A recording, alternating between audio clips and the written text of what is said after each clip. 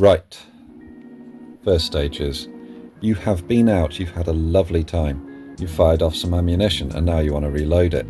Got the torturous sequence now of getting the case ready, through to priming, through to reloading, blah, blah, blah, blah, blah. You'll see it all in the videos. First stage for me is, I get the fired case, it's got a primer in it. You've got two choices now. You can either chuck it in the tumbler with the primer in, and people may be asking, what is a tumbler? That is a tumbler. So it's a vibratory base with a basin, bucket, bowl, whatever you want to call it, that you chuck your tumbling media in. Walnut husk, I think it is, and corn cob. Not as in corn on the cob, don't chuck that in there. It's like specially prepared dry stuff. That's what the media is to clean your cases with. I only use a tumbler. I've got friends who, my God, I think they spend more time on cleaning their cases than they do on cleaning themselves. I just chuck it in the tumbler. I've always done that and never had any issue. And then do the depriming afterwards and clean out the primer pocket, XY, blah, blah, blah, blah, blah.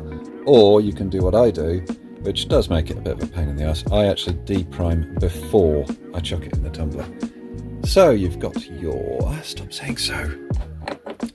Got your decapping die here. This, because I'm a Lee fanboy, not sponsored by them, but I quite like their products. Lee one, there we go. Pop it in to your press. And the way to do it is you just sort of set it in so as it hits. Take your spent case with its primer in, pop it in. Obviously this applies if you decided to chuck it in the tumbler first. You know, you'd still got to decap it, same sort of thing. Pop, and there we go. You may have seen the primer quickly shoot into that little bit there. Down, out.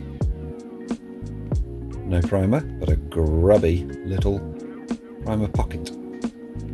Now what you do is you clean it, and that is where we're going to resume. What I will say is, I've no doubt some people are going to say, why have you got a separate decapping die? You can decap while you're full length sizing, because they've got, I'll just whip this one out. So I love about these presses with the quick release system on it. Oh, there we go. Yes, full length sizing dies have depriming to pop through and knock out the primer. Yes, they do. I don't like doing it that way. I like to have the case fully prepared, cleaned before I full length size. Don't ask me why. That's just the way I do it. There we go. This is ready to go. Right, you'll now resume the video in the other bit which I filmed earlier and then thought was crap, the beginning bit of it, so I changed it. Right, now it's time for full length sizing. So let's try and get this into something like a decent position for this press. Ah! There you are. Okay. You would get your full length sizing die. Where are you? In this case, we have this lovely example here. And you would take your shell holder, 308 in this case, pop it in there, get your die. Now, I've got no choice where this goes.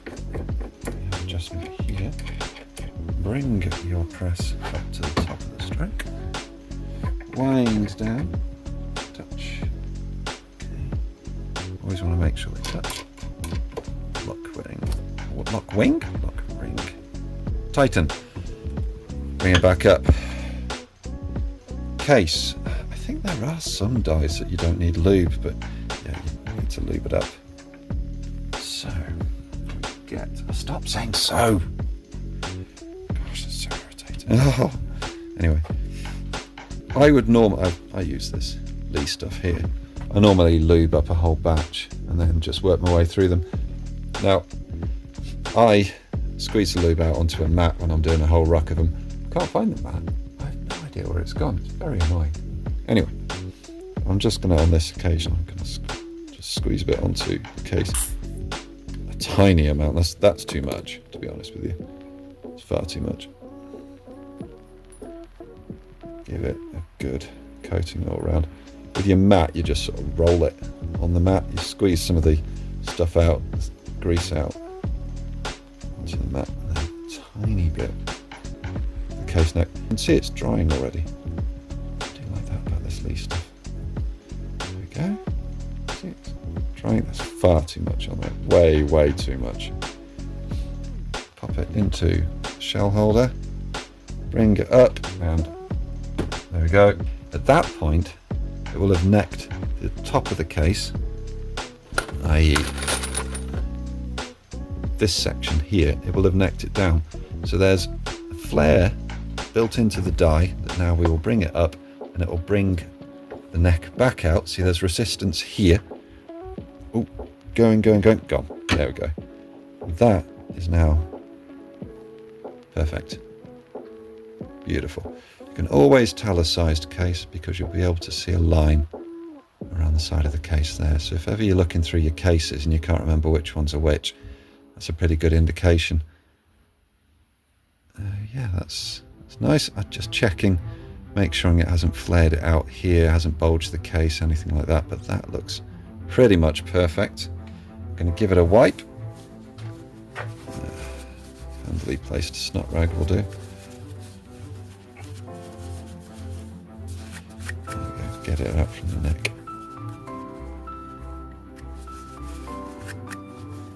Okay, normally use a lint-free cloth because everyone's got that knocking around, haven't they?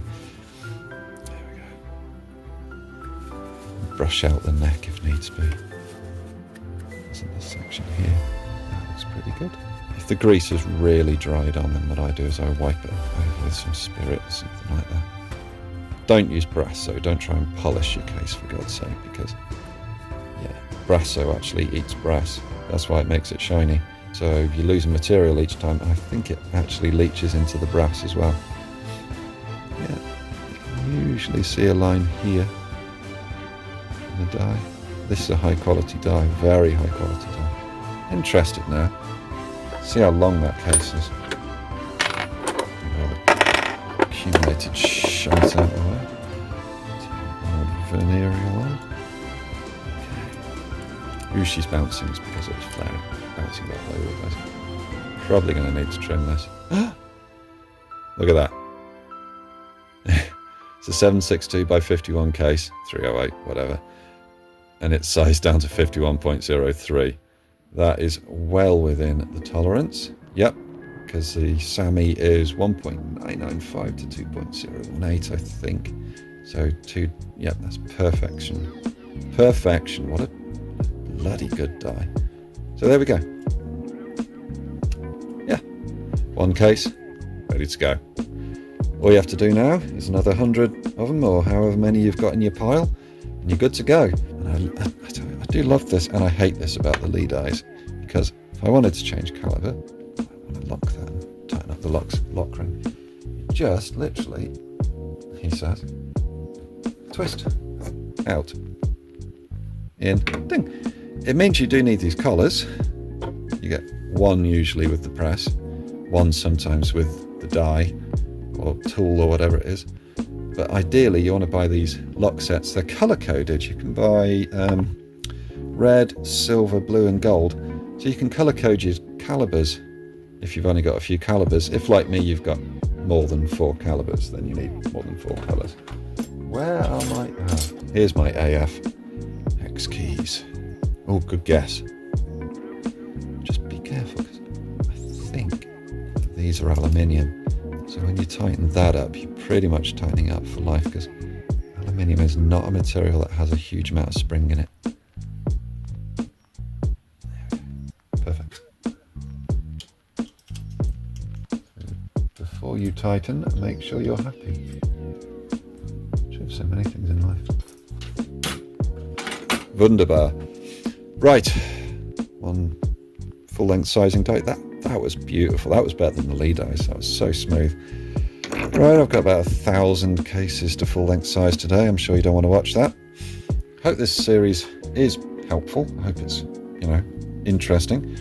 If it isn't, then pop a comment. Say, yeah, it's boring. Didn't enjoy it. If you liked it, pop a comment and say you liked it. All right, bye.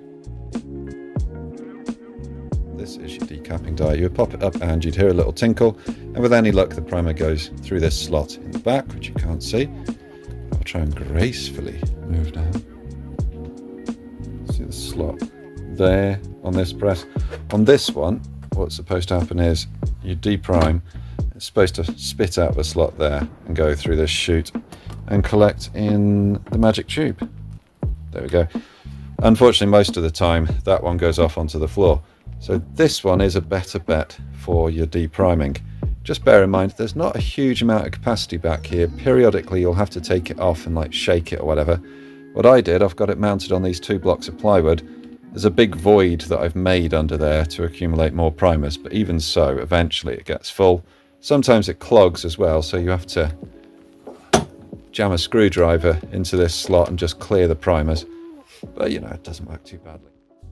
The joy of this Lee stuff is it works wet, which we're about to see. Come on. Brand new tube. Oh, it's a brand new bloody tube. Idiot. Where's the open one? Flared the head of the case out. No, it's flared it, it's brought it in. Idiot. Shell holder. Be careful though, because you don't want to be ramming big stuff right the way up in there, because, you know. Anyway, what am I talking about? Shut up. We'll edit that bit out.